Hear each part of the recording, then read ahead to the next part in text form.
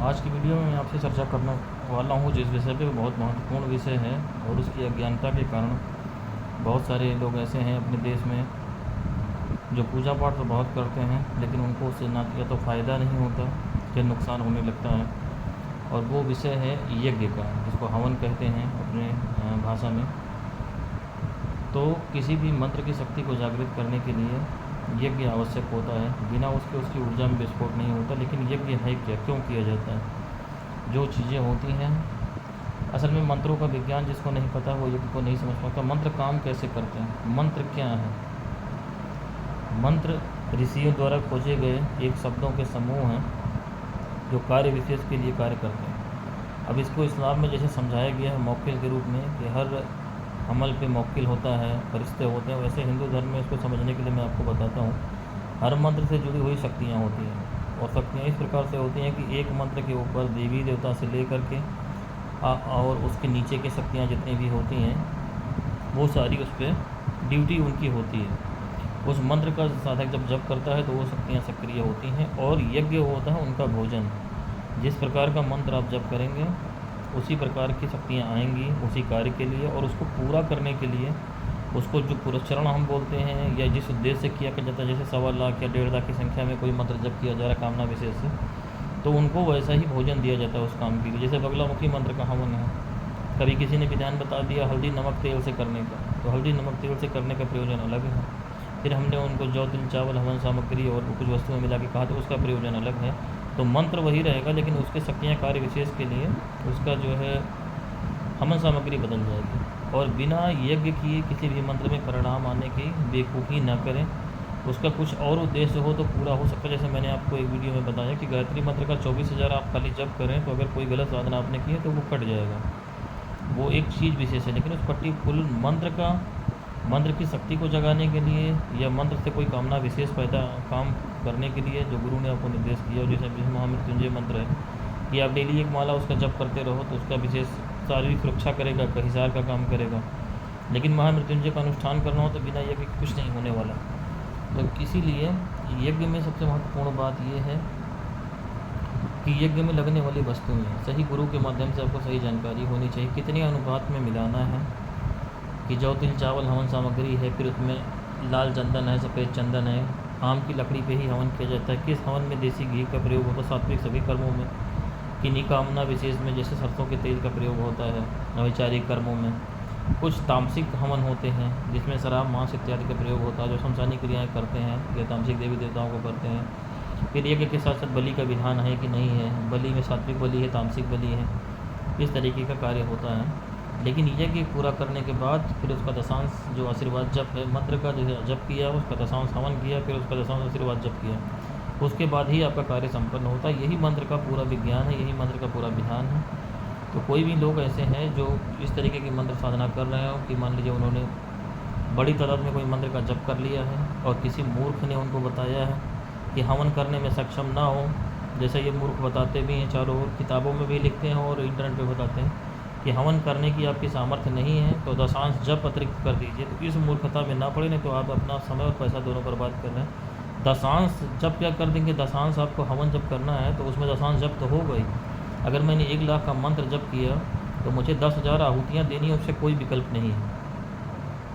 आप गरीब हो तो साधना मत करो, किसी का भोजन है वो देवताओं का। अगर मैं मान लीजिए चावल दाल रोटी सब्जी खाता हूँ, आप इसे समझिए, चावल दाल रोटी सब्जी मैं खाता हूँ जिसकी मुझे आवश्यकता है, तब मेरे शरीर में शक्ति आएगी, तब मैं काम करूँगा। ऐसे ईश्वरीय नियम है। अब आप मुझसे कह दो कि चावल दाल रोटी सब्जी ना खाऊं, उसके एवज में खाली गुड़ और पानी ले लो या खाली पानी पी लो और आप काम कर लो क्योंकि मेरे पास पैसा नहीं आपको भोजन देने, तो मैं आपको काम करने क्यों आऊँगा। आखिर मंत्र की शक्तियाँ कौन, आपके नौकर तो हैं नहीं कि आपने जप कर दिया तो वो आ जाएंगी।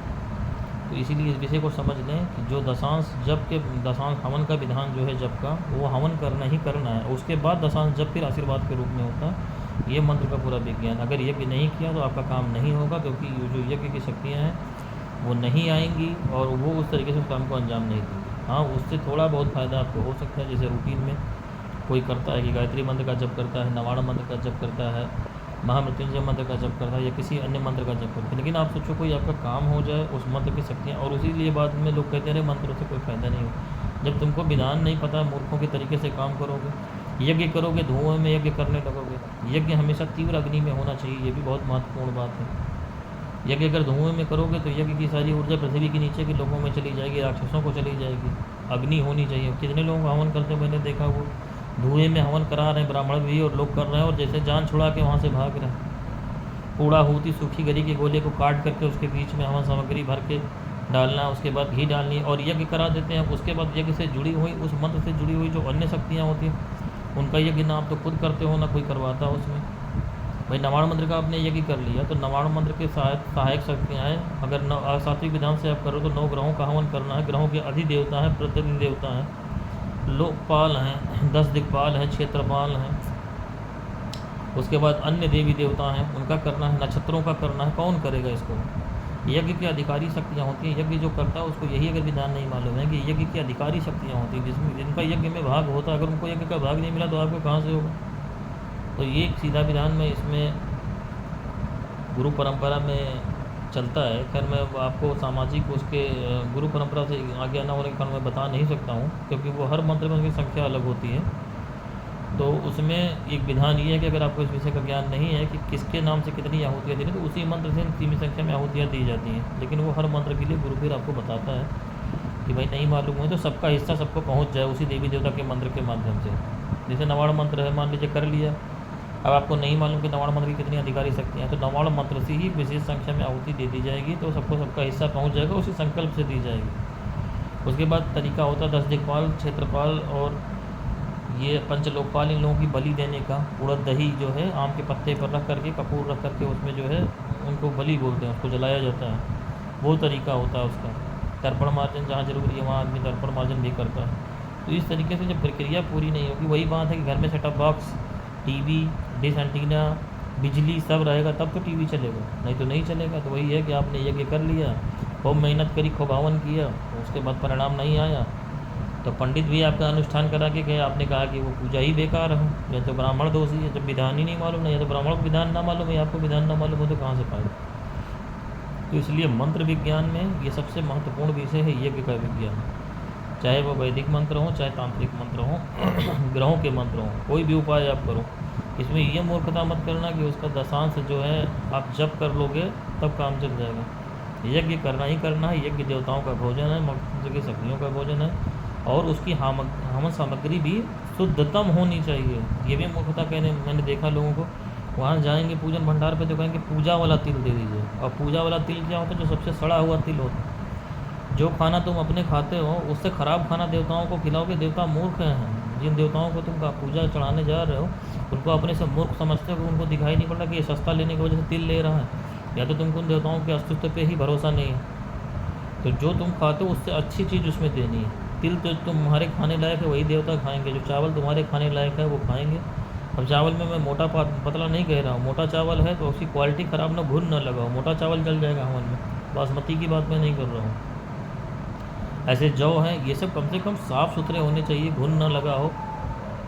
इस तरीके से जौ, तिल, चावल, हवन सामग्री आप लेने जा रहे हो। गायत्री परिवार की हवन सामग्री 160 रुपये किलो मिलती है, सबसे अच्छी हवन सामग्री जो रखने पे सामने महकती है। तो और क्या चाहिए? घी लेने जाओगे तो आप कहते हो पूजा वाला घी। पूजा वाला घी क्या होता है? वो भैंस की चर्बी से बना हुआ हो तो कौन जानता है। जो घी आप खुद खा सकते हो उसी घी का प्रयोग करना चाहिए। नहीं तो घर में मलाई है उससे घी निकालो, नहीं तो जैसे काम करोगे वैसे परिणाम है। कोई जान छुड़ाने वाली बात है क्या? ड्यूटी छुड़ाते हो वहाँ पे। या तो ना करो पूजा पाठ अनुष्ठान साधना, कम से कम एक नास्तिक के रूप में करोगे, जितना कर्म का फल लेके पैदा हुए वो तुम्हारे साथ रहेगा। लेकिन करो तो ढंग से करो, कम से कम नुकसान तो ना करो। कोई चीज़ दे रहे हो देवताओं को चली जाएगी, असुरों को, तो वही शक्तियाँ आके तुम्हारे घर में रहेंगी, तोड़ फोड़ करके सबको पूरे घर को बर्बाद कर देंगे। यही होता है कि जितने पूजा करने वाले पगलाए घूम रहे हैं, इधर उधर इलाज करवा रहे हैं अपना, ये ज़्यादा किसी के कराने धराने से उतना परेशान नहीं जितना ये अपने कर्मों से परेशान है। क्योंकि ऐसे उल्टे सीधे हवन पूजन और गंदी सामग्री और ये सब प्रयोग करेंगे तो उसमें कहाँ से काम होगा। लकड़ी ले आए, पता नहीं आम की कौन सी लकड़ी ला करके लेते आए उसमें कर रहे हैं हवन। तो इन सब मूर्खताओं से बाहर आइए। आज की वीडियो में इतना ही।